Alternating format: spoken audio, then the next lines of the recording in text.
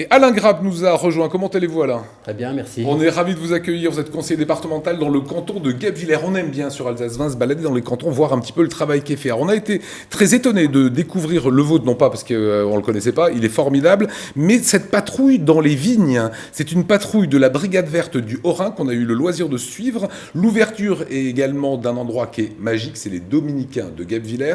Rencontre avec Adrien Laby. Patrouille dans les vignes, au-dessus de Souls, Seigneur et Jason sont deux des 23 fiers destriers de la Brigade Verte, un corps de gardes champêtres veillant sur les territoires du Haut-Rhin. Créée à la fin des années 80, cette unité est unique en France.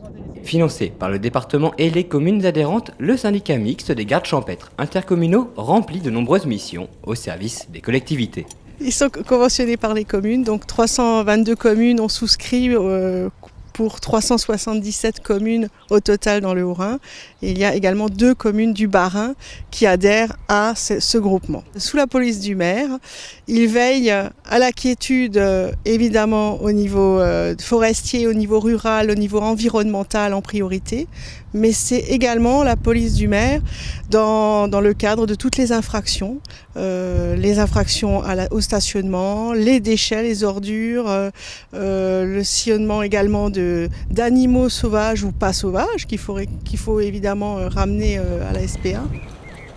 La brigade est aussi engagée dans la traque de l'ennemi public numéro 1 du département, le moustique tigre, petite bête responsable de la transmission de la dengue et du chikungunya. Alors le moustique tigre, effectivement, c'est une compétence principale du département, et donc nous pilotons et nous finançons pour cette opération.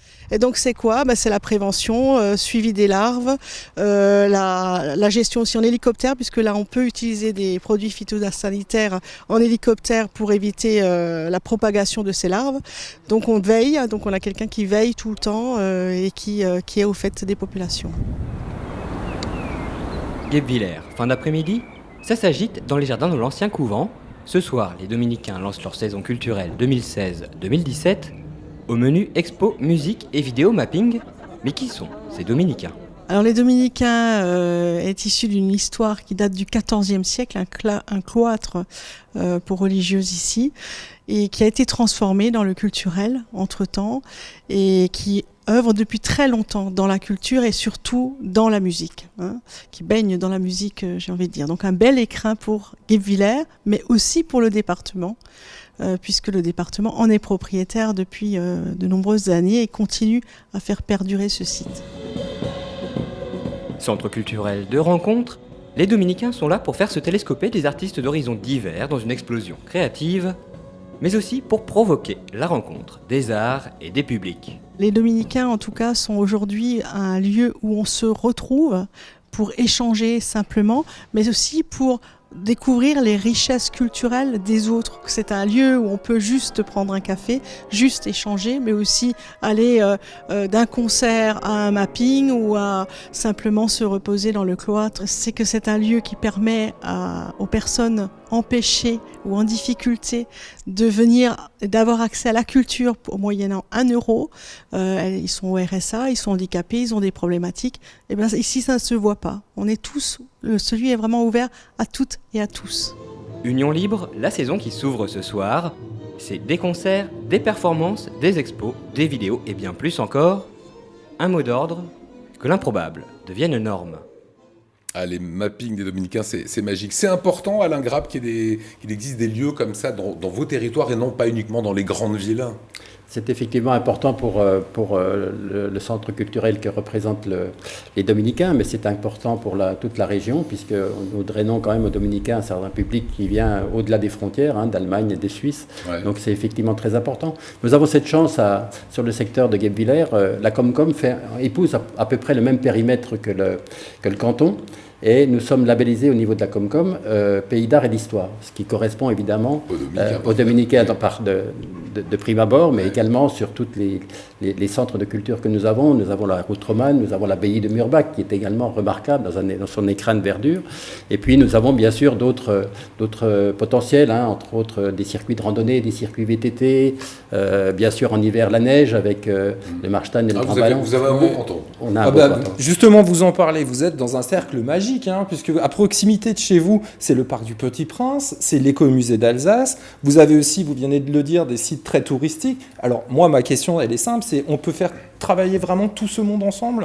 C'est primordial parce que c'est vrai que nous sommes un secteur qui est certes moins connu que les grands secteurs touristiques de l'Alsace que sont Strasbourg, Colmar, mais aussi Riquewihr et autres.